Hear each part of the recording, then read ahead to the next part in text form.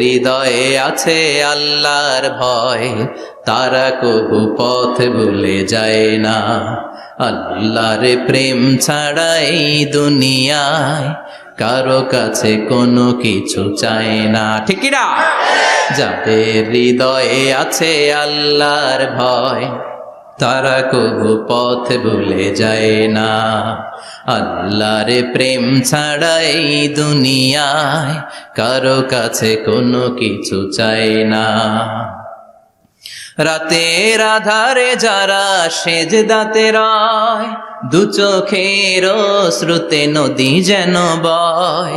রাতের আধারে যারা সেজদাতে রয়, দু চোখের শ্রুতে নদী যেন বয়। ছলনার হাছানি যতই ডাকুক, ছলনার হাছানি যতই ডাকুক, পেছনে ফিরেও সে তাকায় না। যাদের হৃদয়ে আছে আল্লাহর ভয়, তারা কবু পথ ভুলে যায় না। আল্লাহর প্রেম ছাড়া এই দুনিয়া কারো কাছে কোনো কিছু চায় না। চিৎকার করে বলেন ঠিক কিনা? وعباد الرحمن الذين يمشون على الأرض هونا وإذا خاطبهم الجاهلون قالوا سلاما। রহমানের বান্দারা যখন রাস্তা দিয়ে হাঁটে, বিনয়ের সাথে হাঁটে, তারা অহংকার প্রদর্শন করে না, মানুষের সাথে বিনয়ের সাথে রাস্তা দিয়ে হাঁটে। এজন্য রাস্তা দিয়ে যখন হাঁটবো বিনয়ের সাথে হাঁটবো। রাজি আছেন তো? নাকি অহংকার প্রদর্শন করে হাঁটবেন? বিশেষ করে যুবকেরা, ৩-৪ জন যুবক একসাথে হলে রাস্তায় ওদের আর কারো হুঁশ জ্ঞান থাকে না। পুরো দুনিয়াটাই মনে হয় দুনিয়াটাই আমার, আছে না নাই? না, মুরব্বীকেও সম্মান করবা, মহিলাদেরকে সম্মান করবা, তোমার জায়গায় তুমি হাঁটবা, ভদ্রভাবে হাঁটবা। ভদ্রভাবে হাঁটার দরকার আছে না নাই? উনি মুরব্বী, একদিন উনিও তোমার মতো যুবক ছিল, ঠিক কিনা? এই যে আমার কালো দাড়ি আজীবন কালো থাকবে? কথা বলেন। উনার সাদা দাড়ি ছোটবেলায় মনে সাদা দাড়ি নিয়ে আসছিল না? হ্যাঁ, উনিও একদিন তাগড়া যুবক ছিল। উনিও কোম্পানিগঞ্জ বাজারে দাঁড়ালে লোকজন তাকিয়ে থাকতো, ঠিক কিনা? তার মানে রং ধরা যৌবন জং ধরে শেষ। যৌবন সব সময় থাকে না, সার্টেন একটা পিরিয়ডের জন্য আল্লাহ দিয়েছে।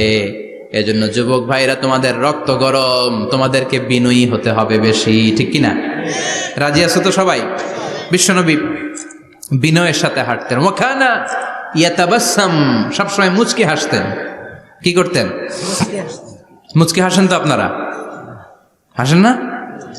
মুচকি হাসবেন, কারণ মুচকি হাসতে পয়সা লাগে না। লাগে? মুচকি হাসি দেন তো একটা। এই যে সবার এখন মুচকি হাসি, পয়সা লাগছে? কথা কর। তাবাসসুমুকা ফি ওয়াজহি আখিকা সাদাকা, you smile to your brother, it's a charity. তুমি তোমার ভাইয়ের দিকে তাকিয়ে যে মুচকি হাসবে, এত সদকা দেওয়ার সওয়াব হয়ে যাবে। সুবহানাল্লাহ। বিশ্বনবী সব সময় মুচকি হাসতেন। হাসি 3 ধরনের, তাবাসসুম, দিহক, কাহকাহা। কাহকাহা মানে অট্ট হাসি, আলিফ লাইলার দত্তরা যেমন হাসি দেয় ওই হাসি। এটা নামাজের মধ্যে কেউ দিলে নামাজও শেষ, ওযুও শেষ। আর দিহক হালকা আওয়াজে হাসি, সামান্য দাঁত দেখা যায় মাঝে মাঝে। বিশ্বনবী মজা করে এরকম হাসি দিতেন, কিন্তু সব সময় বিশ্বনবীর ঠোঁটের মধ্যে মুচকি হাসি লেগেই থাকতো। তাহলে আমরা বিনয়ের সাথে হাঁটবো, নাম্বার 1। নাম্বার 2, সব সময় মুচকি হাসবো। রাজি আছেন? ঘরে যেই স্ত্রীকে একটা মুচকি হাসি দিবেন, আজকে রাতেই দিবেন, যেই একটা মুচকি হাসি। রাজি আছেন? হ্যাঁ, ভালোবাসা বাড়াই দিবে কে? কথা কয় না। ভালোবাসার কথা আসলে আওয়াজ কমে যায়। ভালোবাসার কথাও কোরআনে আছে না নাই? আল্লাহু আকবার। আল্লাহ দাম্পত্য জীবনের ভালোবাসা তুমি বাড়িয়ে দাও, আমিন। ইযাল তাফাতা ইলতাফাতা জামিআন, ইযাল তাফাতা ইলতাফাতা জামিআন। বিশ্বনবীর যদি ডানে বায়ে কোথাও তাকানোর দরকার হতো, উনি 8 চোখে তাকাতেন না। অনেকে এইভাবে বসে আছে, ডানে এমনে তাকায়, এমনে আছে না নাই? এইভাবে এমনে তাকায়, আছে না নাই? এভাবে তাকানো যাবে না। বিশ্বনবী ডানে তাকানোর দরকার হলে ইলতাফাতা জামিআন, অ্যাবাউট টার্ন, ঘুরে যেতেন, ঘুরে এইভাবে তাকাতেন। আবার বায়ে তাকানোর দরকার হলে বুকটা নিয়ে, শরীরটা নিয়ে ঘুরে যেতেন, এইভাবে তাকাতেন। সুবহানাল্লাহ পড়বেন না? 8 চোখে তাকানো কি ভালো স্বভাব? বিশ্বনবী ইদাল তাফাতা ইলতাফাতা জামিআন, যেদিকে তাকাবেন ওদিকে ফুল্লি মনোনিবেশ করতেন, তারপরে তাকাতেন। সুবহানাল্লাহ পড়েন। ওয়া কানা মুস্তাহিয়ান, লাজুক ছিলেন, বেশ লাজুক। এখন সমাজে লাজুকতা নাই, লাজ শরম আমরা হারাতে বসেছি, ঠিক কি না? বিশ্বনবী আসাদ্দ হায়াআন মিনাল আযরা ফি খিদরিহা, যেই মেয়েদের বিয়ে হয় নাই, এমন ভার্জিন নারী, কুমারী নারী যারা পর্দার ভেতরে অনেক লাজুক হয়ে বসে থাকে, বিশ্বনবী পর্দার আড়ালের ওই কুমারী নারীদের চাইতেও বেশি লাজুক ছিলেন। এত লাজুক ছিলেন, এত লাজুক ছিলেন, লজ্জা পেলে চেহারাটা বিশ্বনবী লাল হয়ে যেত। ছোট্টবেলায় হালিমাতুস সাদিয়ার বাড়িতে যখন দুধ খেতে গিয়েছিলেন, বিশ্বনবীর দুধমা হালিমাতুস সাদিয়া বলে, এই কুরাইশি মোহাম্মদ ছেলেটাকে কখনো কাঁদতে দেখি নাই। ক্ষুধা লাগলেও কাঁদে না, ব্যথা পেলেও কাঁদে না, শুধু লজ্জাস্থানের জায়গা থেকে কাপড়টা একটু সরে গেলে ছোট্ট মোহাম্মদ চিৎকার দিয়ে ওঠে। কি বোঝে সে? ক্ষুধা লাগলেও কাঁদতো না, ব্যথা পেলেও কাঁদতো না, লজ্জাস্থানের জায়গা থেকে কাপড় সরে গেলে বিশ্বনবী চিৎকার দিয়ে উঠতেন। সুবহানাল্লাহ পড়ে। এজন্য লজ্জা শরমের দরকার আছে না নাই? ইযা লাম তাস্তাহি ফাসনা মা শিতা, যদি লজ্জা শরম না থাকে যা মন চাই তাই করতে পারো। এটা আমাদের বাংলাদেশে ব্যাপক, লাজ শরম কিচ্ছু নাই। এজন্য লাজুকতার বড় দরকার। যেখানে যার বসা দরকার সে সেখানে যাবে। কিয়ামতের আগে যেই লোক যেই চেয়ারে বসার দরকার ওই লোক ওই চেয়ারে বসবে না। এটা হলো কিয়ামতের আলামত। জোরে কোন ঠিক কিনা? সভাপতি হওয়ার যোগ্যতা নাই, সভাপতি হয়, আছে না নাই? সেক্রেটারি হওয়ার যোগ্যতা নাই, সেক্রেটারি হয়, এরকম সমাজে আছে না নাই? নেতা হওয়ার যোগ্যতা নাই, নেতা হয়, আছে না নাই? সবগুলো কিয়ামতের আলামত। আমার বিশ্বনবী এমন লাজুক ছিলেন, বিশ্বনবীর মতো এমন লাজুক নবী আর কেউ ছিল নাকি? কথা বলেন। ওয়া কানা আসহাবুল মাইমানা, বিশ্বনবী ডানপন্থী ছিলেন। কি পন্থী? কি পন্থী? মুষ্টিবদ্ধ ডান হাতটাকে এরকম উপরের দিকে করেন আর চিৎকার করে বলেন, বিশ্বনবী কোন পন্থী ছিল? আমরা কোন পন্থী? জান্নাতে কারা ঢুকবে? কোন বামপন্থীর স্থান জান্নাতের ভেতরে হবে? চিৎকার করে বলেন, কোন নাস্তিক জান্নাতে ঢুকতে পারবে? এজন্য নবীদের মতো ডানপন্থী হতে হবে। জোরে কোন ঠিক কিনা? বিশ্বনবী সব ভালো কাজগুলো ডান দিক দিয়ে করতে পছন্দ করতেন। জামা পরলে ডান দিক দিয়ে, খাবার বিতরণ করলে ডান দিক দিয়ে, মুসাফা করা শুরু করলে ডান দিক দিয়ে, ডান দিক দিয়ে ভালো কাজ বিশ্বনবী পছন্দ করতেন। সুবহানাল্লাহ পড়েন। আসহাবুল মাইমানা, বিশ্বনবী মেহমানদারি করতে পছন্দ করতেন। আমরা করি তো? মেহমানদারি করান? মেহমান ঘরে আসলে ভালো লাগে? খারাপ লাগে কার কার দেখি? সবার ভালো লাগে, কিন্তু আমরা অনেকে খুশি হই না। মেহমান আসলে নাখোশ হই, নিজে খাইতে পাই না। মেহমান আইছে কে? খাওয়ামু করতে, খাওন নাই, যেন ও খাওন বানাইছে। খাওন পাঠায় কে? আল্লাহ। রিজিক দেয় কে? আল্লাহ। গোটা বিশ্বের সবাই মিলে আমরা একটা চাল বানাতে পারবো নাকি? ও মিয়া চাইনিজ চাউল না, চাইনিজ ডিম না, ওগুলা সবাই পারে, ঠিক কিনা? আল্লাহর বানানো ন্যাচারাল চাল, গাছের মধ্যে হওয়া যেই চাল, ধান আল্লাহ তৈরি করেছে, এরকম ধান, এরকম একটা পেয়ারা, এরকম ছোট্ট একটা কমলার টুকরা গোটা বিশ্বের সবাই মিলে বানাতে পারে নাকি? এজন্য রিজিকের মালিক কে? মেহমান আপনার রিজিকে ভাগ বসাতে আসে না, সে তো তার রিজিক নিয়ে আসে। সে আরো এসে আপনার রিজিকে বরকত ঢুকিয়ে দিয়ে যায়। চিল্লা এখন ঠিক কিনা? কারণ আমরা বরকতে বিশ্বাসী। বরকত বিশ্বাস করেন? 5 লাখ টাকা মাসে কামায়, ডাইন হাতে বা হাতে, আছে না নাই? হালাল হারাম ইচ্ছা মতো কামায়, মাস শেষে কিচ্ছু থাকে না, এরকম ডাকাইত আছে না নাই? হসপিটালের একটা বিল পরিশোধ করতে 3 লাখ চলে যায়, ঋণের বোঝায় জর্জরিত, রাতে ঘুম নাই, তার মানে বরকত নাই। আরেকজনের বেতন 20,000, কয় হাজার? বাড়ি ভাড়া 6,000, বাজার খরচ 6,000, ছেলে মেয়ের স্কুলের বেতন 6,000, বেড়ায় দান করে আরো 1,000, আরো থাকে। সুবহানাল্লাহ পড়েন। দিস ইজ কল্ড বারাকা। 20,000-এর বেতনের ভেতরে বারাকা ছিল। 5 লক্ষ ইনকাম, 1 টাকাও নাই, ঠিক কি না? এজন্য কোটি টাকার মালিক দেখলে মনে করবেন না অনেক সুখ। এই দুনিয়ার জীবনটা ধোঁকা, মোহাচ্ছন্ন হয়ে আছি আমরা। এটা ধোঁকা, এটা মরিচিকা, এটা চাকচিক্যময় একটা জায়গা। মৃত্যুর পর মনে হবে একটা দুঃস্বপ্ন ঘটেছিল আমার, বিশাল এক জগৎ পড়ে আছে সামনে। দুনিয়াটাই ধোঁকা, দুনিয়াটাই মোহের জায়গা, আমরা সবাই মোহাচ্ছন্ন হয়ে আছি। দুনিয়ার উদাহরণ হলো 3টা লাশ আর 4টা স্বর্ণের টুকরার সমান। 3জন যুবক কাজের জন্য বেরিয়েছে, পথিমধ্যে 4টা স্বর্ণের টুকরা পেয়েছে। যুবক কয়টা? স্বর্ণ পাইছে কয়টা? মহা খুশি, খুশিতে বাকবাকুম। 4টা স্বর্ণের বড় বড় টুকরা পাইছে। আমরা আজীবন খেলে বসে খেয়ে যেতে পারবো, কিচ্ছু লাগবে না আমাদের। 3 বন্ধু বলে ভাগ করি, আরেকজন বলে ক্ষুধা লাগছে। একজন যা বাজার থেকে রুটি কিনে নিয়ে আয়, খাওয়ার পরে ভাগ করবো। একজন রুটি কিনতে গেল, শয়তান 2টারে বুঝায়, ওইটারে মারতে পারলে ভাগ বটোয়ারা সহজ হবে। তোরা 2 জন স্বর্ণ 4টা, তুই নিবি 2টা, ও নিবে 2টা। হিসাব সহজ না? 2 বন্ধু প্ল্যান করছে, ওইটারে মাইরা তুই 2টা, আমি 2টা। যেটা রুটি আনতে গেছে প্ল্যান করেছে, রুটির মধ্যে বিষ মিশায় নেই। কি মিশাবো? বিষ। তাহলে বিষ খাওয়া রুটি খেয়ে ওই 2টা সে সব পাবে, আমি পাবো। ভাগাভাগের কিছু নাই, সব যাবে আমার কাছে। 4টা স্বর্ণের টুকরার মালিক আমি। রুটির মধ্যে বিষ মেখে নিয়ে এসেছে। ওই 2 বন্ধু প্ল্যান অনুযায়ী ওইটারে ধরে মেরে ফেলছে। এবার মহা খুশি। এক বন্ধু কয়, এবার তো ভাগ বটর আর কিছু নাই, তুই 2টা, আমি 2টা, আগে খাইয়া লই। আগে খাওয়ার পরে এই 2টাও নাই। 3টা লাশ, 4টা স্বর্ণের টুকরা, এটাই তো দুনিয়ার জীবন, ঠিক কিনা? আসল জীবন কবর থেকে শুরু হবে, কোন ঠিক কিনা? একদিন মাটির ভেতরে হবে ঘরে মন আমার, কেন বাঁধো দালান ঘরে মন আমার, কেন বাঁধো দালান ঘর, ঠিক কিনা? দুনিয়ার জীবন আসল জীবন না, এটা মরিচিকা, এটা ধোঁকা, এটা মোহ, এটা শয়তানের চাকচিক্য। আসল জীবন কবরের জীবন।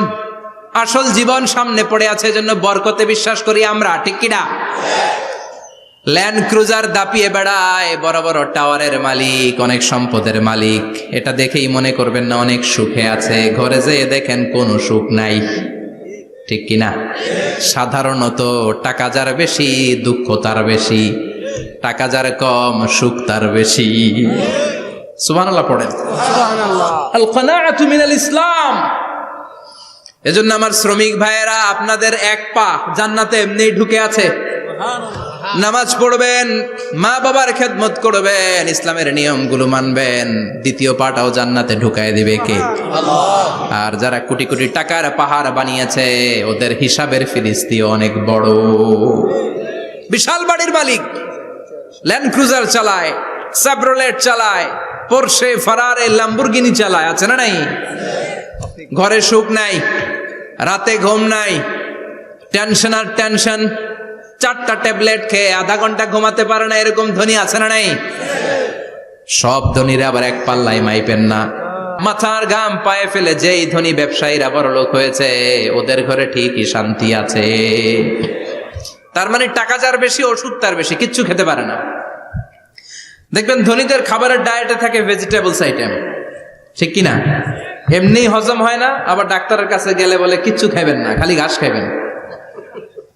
কি খাবেন? মানে ভেজিটেবল খাবেন, সবজি খাবেন তো সুস্থ থাকবেন, আছে না নাই? ঘুম নাই, শান্তি নাই। এই যে কোম্পানিগঞ্জ বাজারের যারা কুলি মজুর শ্রমিক, এদের ঘুমে ঝামেলা আছে? কথা বলেন। ধনী পয়সাওয়ালা কোটিপতি, সে ঘুমের ট্যাবলেট খায়। ঘুমের জন্য যে ট্যাবলেট লাগে রিক্সাওয়ালা ওইটাই জানে না, ঠিক কিনা? 1000 কোটি টাকার মালিক হলে বাড়ি কিনা যায়, গাড়ি কিনা যায়, সুখ কিনা যায় না।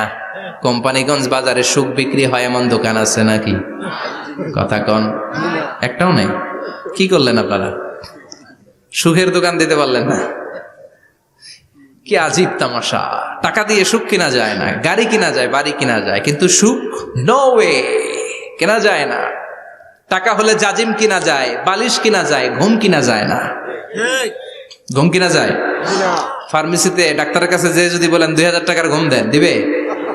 ডাক্তার কি বলবে? দূর মিয়া, আমারই ঘুম আসে না, তোমারে আমি ঘুম বিক্রি করব।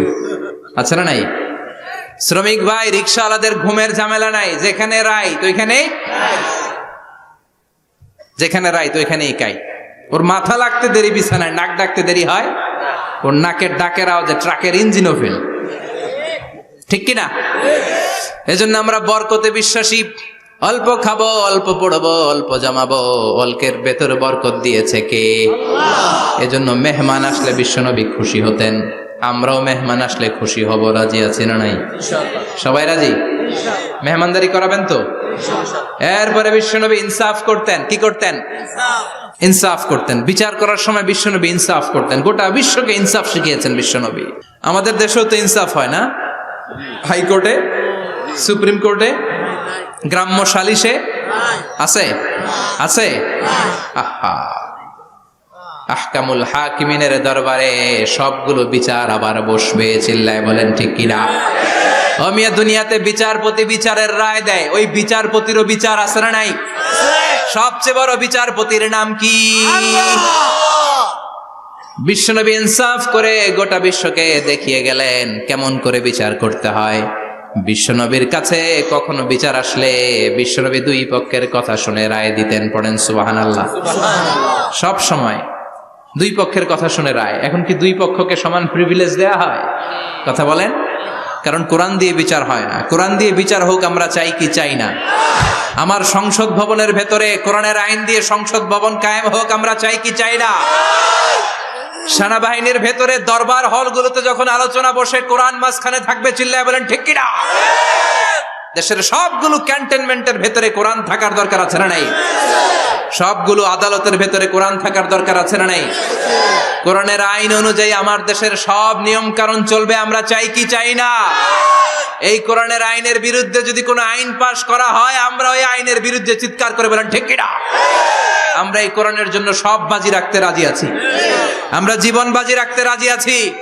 আমরা দেহের তাজা রক্ত বিলিয়ে দিতে রাজি আছি। জোরে বলেন ঠিক কিনা? কোরআনের জন্য কে কে ময়দানে থাকতে রাজি আছেন? হাত উঁচু করে আল্লাহরে দেখা।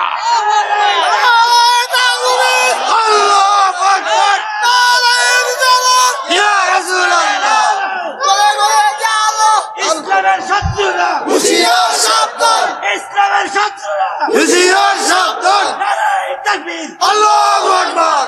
আল্লাহ কোরআনের জন্য যে ভালোবাসাটাকে তুমি কবুল করো। আমরা যেন দেখে যেতে পারি যে এই দেশে কালেমার পতাকা পতপত করে উড়েছে। আমরা যারা ইসলামের পক্ষে, এটাই আমাদের অপরাধ। আমরা ইসলামকে একটা বিজয়ী শক্তি হিসেবে দেখতে চাই। আমরা ইসলামকে পার্লামেন্টের ভেতরে দেখতে চাই।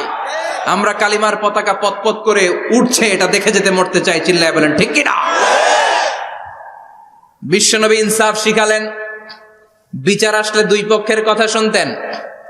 বিশ্বনবীর স্ত্রী সাওদা এসে বলে, নবী, আমি আপনার কুমারী বউ আয়েশার ঘরে তরকারি নিয়ে গিয়েছিলাম, ঝোল নিয়ে গিয়েছিলাম, কোন বর্ণনায় পায়েস নিয়ে গিয়েছিলাম। তরকারি দেওয়ার পরে আপনার স্ত্রী রেগে বলে, তরকারি দিলা কেন? আমি কি তরকারি রাঁধতে পারি না? আনলা কেন? রাগের চোটে তরকারির ঝোল নিয়ে পায়েস নিয়ে আমার গালের মধ্যে মাখিয়ে দিয়েছে আপনার বউ। আপনি তো শ্রেষ্ঠ বিচারক, ও নবী বিচার করে দেন। দুই বউয়ের মধ্যে ঝগড়া আছে না নাই? বিশ্বনবী সাউদার কথা শুনলেন, মা আয়েশাকে ডেকে পাঠালেন। মা আয়েশারে বললেন, ও আয়েশা, আসলে এমনটা করেছো নাকি?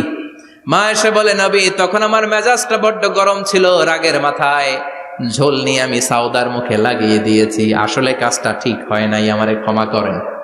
বিশ্বনবী দুইজনের কথা শুনে ঠান্ডা হয়ে বসলেন। সুবহানাল্লাহ। একজনের কথা শুনে রায় দেয় নাই, ঠিক কিনা? দুইজনের কথা শুনে বিশ্বনবী বললেন, আমার আদালতের রায় হচ্ছে কিসাস, টিট ফর ট্যাট। যেমন করেছো তেমন, ঘুষি মারলে ঘুষি, গুতা মারলে গুতা, ঠেলা মারলে ঠেলা, আছে না নাই? সাউদাকে যেমনি তুমি পায়েস মাখিয়ে দিয়েছ, সাউদাও পায়েসের বাটি থেকে কিছু পায়েস নিয়ে আয়েশার গালে মাখো। সুবহানাল্লাহ পড়েন। সাউদাও বিশ্বনবীর রায় অনুযায়ী বাটি থেকে পায়েসের ঝোল নিয়ে মা আয়েশার গালের মধ্যে মেখে দিলেন। মা আয়েশা কি আর করবেন, হেসে দিলেন। সুবহানাল্লাহ। সাইয়েদাতুনা সাউদাও হাসলেন, বিশ্বনবীও হাসলেন। আরশের উপর থেকে খুশি হয়ে গেল কে? আল্লাহ। এজন্য কোরআন দিয়ে যদি, কোরআনের নিয়ম দিয়ে যদি, বিশ্বনবীর শেখানো পন্থায় যদি বিচার হয়, ওই বিচারের মধ্যে ইনসাফ থাকবে, জুলুম থাকবে না। ওই বিচারের মধ্যে কোনো স্কাইপি কেলেঙ্কারি হবে না। আমাদের টেলিফোনের ফোনালাপ ফাঁস হয়ে যায়, স্কাইপি ফাঁস হয়ে যায়, অনেক ঝামেলা হয়ে যায়, আছে না নাই? এরপরেও জনগণের চোখ খোলে না। আল্লাহ তুমি চোখ খোলার তৌফিক দাও, সহি সমাজ দান করো, পড়ে না আমিন। বিশ্বনবী ইনসাফ করতেন। বনু মাখজুমিয়া গোত্রের এক মহিলা চুরিতে ধরা পড়ল। কিসে ধরা পড়ল? কথা বলেন। চুরিতে। চুরি করলে নিয়ম কি? লাউ চুরি করলে, আম চুরি করলে, কলা চুরি করলে হাত কাটা যাবে না, এটা বড় চুরি। সুবহানাল্লাহ। উমরে ফারুক বলেছেন, দুর্ভিক্ষের বছর কেউ যদি চুরি করে তার হাত কেটে দেয়া যাবে না, কারণ এটা অভাবের চুরি, এটা স্বভাবের চুরি না, ঠিক কিনা? ঘরে খাবার নাই, পেটে দানা পানি নাই, লাউ চুরি করছে, মুরগি চুরি করছে, এই চোরের হাত কেটে দিও না, কারণ সে ক্ষুধার্ত। পেটে খাবার আছে, গায়ে জামা আছে, সমাজে সম্মান আছে, তারপরেও পুরো দেশটা খেয়ে ফেলতে চায়, এরকম ডাকাত আছে না নাই? দেশের টাকা পাচার করে, ব্ল্যাক মানি করে, এরকম ডাকাত আছে না নাই?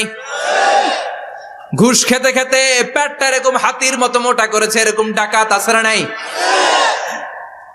দেশের সবকিছু লুণ্ঠন করে, এরকম আছে না নাই? এই ডাকাতদের হাত কাটার মধ্য দিয়ে হাত কাটার প্রোগ্রাম শুরু করতে হবে। এরকম একটা ডাকাতের হাত কেটে যদি দেশের গভর্নমেন্ট বাইতুল মোকাররমে জুমার নামাজের সামনে লাইভ সম্প্রচার করে, সারা বাংলাদেশের 18 কোটি মানুষ যদি দেখে, আর কেউ চুরি করবে? চুরি করার আগে 3 বার লাফ দিবে, যেরকম ঠিক কিনা? বনু মাখজুমিয়া গোত্রের এক নারী চুরিতে ধরা পড়ল। ভেরি প্রেস্টিজিয়াস এন্ড ডিগনিফাইড ফ্যামিলির মেয়ে। এলাকায় সম্ভ্রান্ত কিছু ফ্যামিলি থাকে না, এরকম বড় ফ্যামিলির মেয়ে। সব সাহাবারা বলল, এখন যদি নবী হাত কেটে দেয় মদিনাতে তো মারামারি হবে। ওসামা বিন যায়েদকে বলল, ওসামা তুমি বিশ্বনবীর সবচেয়ে প্রিয় পাত্র, হুব্বু রাসূলিল্লাহ, তুমি যাও বিশ্বনবীরে বলো হাত যেন কেটে না দেয়। ওসামা যে বলে, নবী গো, সব সাহাবারা বলেছে এই মেয়ের হাত কাটলে মদিনায় ঝামেলা হবে, হাত কেটে দিয়েন না। এই কথা শুনে বিশ্বনবীর চেহারাটারে লাল করে দিল কে? বিশ্বনবী বললেন, ওসামা কোত্থেকে এত বড় স্পর্ধা পেলি রে তুই ওসামা? এই আইনটা তো আমি বানাই নাই, আরশের উপর থেকে এই আইনটা নাজিল করেছে কে?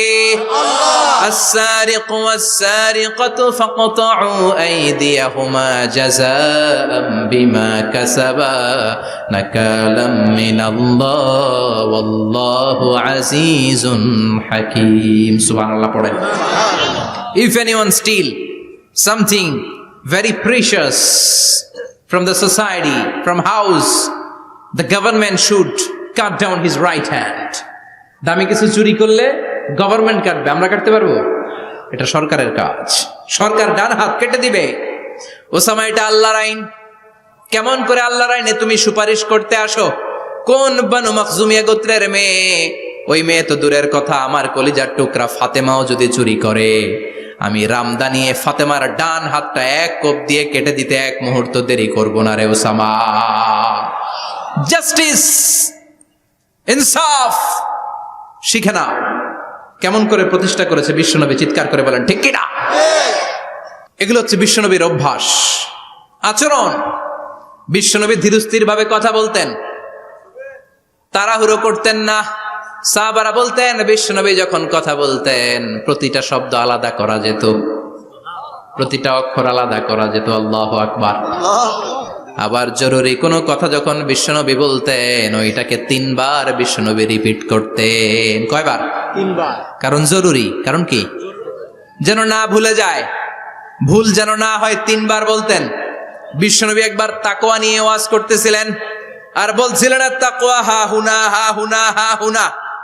তাকওয়া এইখানে, এইখানে, এইখানে। কয়বার বললেন? কারণ তাকওয়ার ওয়াজ কি কম গুরুত্বপূর্ণ নাকি বেশি গুরুত্বপূর্ণ? তাকওয়া মানে কার ভয়? যাদের তাকওয়ার ওয়াজ করলেন, তাকওয়া মানে আল্লাহর ভয়। বিশ্বনবী বললেন, তাকওয়া হা হুনা, তাকওয়া হা হুনা, তাকওয়া হা হুনা। তাকওয়া এই জায়গায়, তাকওয়া এই জায়গায়, তাকওয়া এই জায়গায়। যেহেতু এটা গুরুত্বপূর্ণ, বিশ্বনবী 3 বার ইঙ্গিত করে বলেছেন। সুবহানাল্লাহ। বিশ্বনবী বলেন না তাকওয়া হা হুনা, তাকওয়া এইটা। বলেন না তাকওয়া হা হুনা, তাকওয়া এইটা। বলেন না তাকওয়া হা হুনা, তাকওয়া এইটা। জুব্বায় তাকওয়া, দাড়িতে তাকওয়া, টুপিতে তাকওয়া বলে নাই। তাকওয়ার আসল জায়গা হলো হৃদয়। এজন্য যাদের হৃদয়ে আল্লাহর ভয় আছে তারা কোনোদিন পথ হারাতে পারে, তাদেরকে সিরাতুল মুস্তাকিমের উপর দায়েম রাখে কে? কি সুন্দর অভ্যাস ছিল বিশ্বনবীর, মানার দরকার আছে না নাই? বিশ্বনবীর আরেকটা অভ্যাস ছিল, বাসি খাবার খেতেন না, জানেন? বাসি খেতেন না, অল্প খেতেন, কিন্তু যেটা খেতেন ভালোটা খেতেন। অল্প খেতেন কিন্তু যেটা খেতেন ভালো খেতেন। মধু খেতে পছন্দ করতেন, কিন্তু মধুর মধ্যে দুর্গন্ধওয়ালা একটা মধু আছে না, মাগাফির, বুখারীতে লম্বা ঘটনা, ওইদিকে যাব না। এই মাগাফিরের মধু উনি খেতে চাইতেন না। ভালো সুগন্ধিওয়ালা মধু তিনি বিশ্বনবী খেতে পছন্দ করতেন। বিশ্বনবীর খাবারের তালিকায় সবচেয়ে পছন্দনীয় তালিকায় ছিল এই মধু। মধু খেতেন, দুধ খেতেন, খেজুর খেতেন, জব খেতেন, বার্লি খেতেন, ছাগলের বাজুর মাংস খেতে পছন্দ করতেন, সিনার মাংস। সুবহানাল্লাহ কইবেন না? What a choice! কি চয়েস ছিল বিশ্বনবীর! বাজুর মাংস খেতেন। বিশ্বনবী লাউ খেতে পছন্দ করতেন, লাউ। রুম্মান ফল খেতে পছন্দ করতেন, রুম্মান মানে ডালিম। রুম্মান মানে কি? ডালিম খেতে পছন্দ করতেন। মাশরুম খেতে পছন্দ করতেন। সুবহানাল্লাহ পড়েন। মাশরুমের স্যুপ পাওয়া যায় না রেস্টুরেন্টে? বিশ্বনবী বলতেন, আল কামআতু মিনাল মান্নি ওয়া মাউহা শিফাউন লিল আইন। এই কামআ মানে মাশরুম, ব্যাঙের ছাতা, এটা হলো মান্না সালোয়ার মতো দামি খাবার। আর এই মাশরুমের স্যুপ চোখের জন্য মহৌষধ। যাদের রাত কানা দিন কানা আছে, মাশরুমের স্যুপ খান, চোখ ভালো করে দিবে কে? এজন্য বিশ্বনবী যেগুলো খেত এগুলো খাওয়ার দরকার আছে না নাই? বিশ্বনবীর যে সুন্দর চরিত্র ছিল, আচরণ ছিল, এগুলো পালনের দরকার আছে না নাই? তাহলে বিশ্বনবীর তিনটা কথা বলবো বলেছিলাম। প্রথম কথা ছিল দেখতে কেমন ছিল। অনেক কথা এত বলা যাবে না, সংক্ষেপে বললাম যে বিশ্বনবীর আচরণ কেমন ছিল। এখন শুনবো, শেষ কথা বলে যাই, বিশ্বনবীর ইন্টেলেকচুয়াল পাওয়ার কেমন ছিল, ওনার বুদ্ধিমত্তা কেমন ছিল। Hour beloved prophet Muhammad, the last Messenger, was a very good mediator. বিশ্বনবী ভালো মিডিয়েটর ছিলেন। বিশ্বনবী ভালো মধ্যস্থতাকারী ছিলেন। ঝগড়া লাগলে মিলাই দিতে পারতেন, চমৎকার। সুবহানাল্লাহ বাড়িতে দেয়া জিমায় পড়ছেন? কষ্ট হচ্ছে? আর কয়েক মিনিট পড়বো, একটা তাকবীর দেন, লিল্লাহি তাকবীর। হি ওয়াজ এ ভেরি গুড মিডিয়েটর। মধ্যস্থতাকারী ব্যক্তিত্ব ছিলেন। স্বামী স্ত্রীর মধ্যে ঝগড়া লাগলে মিলাই দিতেন, বন্ধু বন্ধু ঝগড়া মিলাই দিতেন, সমাজে সমাজে মারামারি মিলাই দিতেন। মক্কা থেকে মদিনায় যখন গেলেন, মদিনায় 120 বছরের একটা যুদ্ধ চলছিল, কেউ যুদ্ধটা থামাতে পারে না। বিশ্বনবী 7 দিনের ব্যবধানে যুদ্ধ থামিয়ে দিলে। Intellectual capacity, very good mediator. এজন্য বিশ্বনবীর উম্মত যারা, তাদের অভ্যাস হবে ঝগড়া লাগায় দেওয়া যাবে না, মিলায় দিতে হবে, ঠিক কিনা? আমরা যদি ঝগড়া দেখি দূর থেকে আরো লাগায় দিতে চাই, আছে না নাই? কোম্পানিগঞ্জ বাজারে ঝগড়া, কয় লাগুক, আরো লাগুক, ধরবি না, থামাবি না, দূর থেকে মজা দেখি, মজাই লাগে, এরকম ডাকাইত আছে না নাই? আগুন লাগলে পানি দিয়ে নেবায়, অনেকে তেল ঢালে, আছে না নাই? কি করবেন? মিলিয়ে দিবেন। আপনার মর্যাদা বাড়িয়ে দিবে কে? আল্লাহ। বিশ্বনবী ভেরি গুড মিডিয়েটর ছিলেন। বিশ্বনবী লজিক্যাল এবং রেশনাল ছিলেন, বুদ্ধিমত্তাকে কাজে লাগাতেন। এক সাহাবী এসে বলে, নবী ইযান লি বিজিনা, আমারে জিনার অনুমতি দেন। কিসের অনুমতি? কার কাছে অনুমতি চাইলো? অন্যান্য সাহাবারা এই যুবক ছেলেটাকে ধমকাতে লাগলো, বসো, এই মিয়া বসো, বিশ্বনবীর কাছে কি কথা বলে এগুলা? ওই যুবক বসে রইল। বিশ্বনবী কাজ সারালেন, এরপর বললেন, আইনা শাবাব, ওই যুবকটা কোথায়, এদিকে আসো, কি চাইছো বলো। কয়, বিশ্বনবী আপনি আমারে জিনা করার অনুমতি দেন। বিশ্বনবী যুবকটারে কাছে ডেকে আনলেন, বললেন, ও যুবক, তোমার ঘরে বোন আছে কিনা? কয় আছে। তোমার বোনের সাথে কোনো পুরুষ জিনা করুক, তোমার কেমন লাগবে? সে বলে, আমি এই পুরুষটারে হত্যা করব। হত্যা করবা? ওকে, ডান। তোমার ঘরে মা আছে কিনা? আছে। তোমার মায়ের সাথে পর পুরুষ জিনা করবে, কেমন লাগবে? কয়, আমি সাইজ করবো ওরে। তোমার ঘরে স্ত্রী আছে কিনা? আছে। তোমার স্ত্রীর সাথে যদি কেউ জিনা করে কেমন লাগবে? বলে, আমি তারে ছাড়বো না। বিশ্বনবী বললেন, তাহলে যেই মহিলার সাথে তুমি জিনা করবা, সেও তো কারো বোন, সেও তো কারো স্ত্রী, সেও তো কারো মা, ঠিক কিনা? সুবহানাল্লাহ, হোয়াট অ্যান ইন্টেলেকচুয়াল ক্যাপাসিটি। যুবক বলে, তাই তো, এইভাবে তো ভাবি নাই। আমি যার সাথে পাপ কর্ম করব সেও তো কারো বোন হবে, সেও তো কারো মা হবে, সেও তো কারো স্ত্রী হবে। ও নবী, আপনি আমারে মাফ করে দেন, আমার জন্য দোয়া করে দেন যেন তাকওয়ার উপর জীবন প্রতিষ্ঠা করতে পারি। লজিক্যালি জিনিসকে সলভ করার চেষ্টা করতেন। মুআয ইবনে জবালকে বিশ্বনবী সাল্লাল্লাহু আলাইহি ওয়াসাল্লাম ইমাম বানিয়ে পাঠালেন। উনি ইমামতি করতে গেলেন এক মসজিদে। মাগরিবের সালাতে উনি লম্বা কেরাত ধরলেন। এশার নামাজ শুরু করলেন সূরা বাকারা দিয়ে, কোরআনের সবচেয়ে ছোট সূরা। হ্যাঁ, বড়? কত বড়?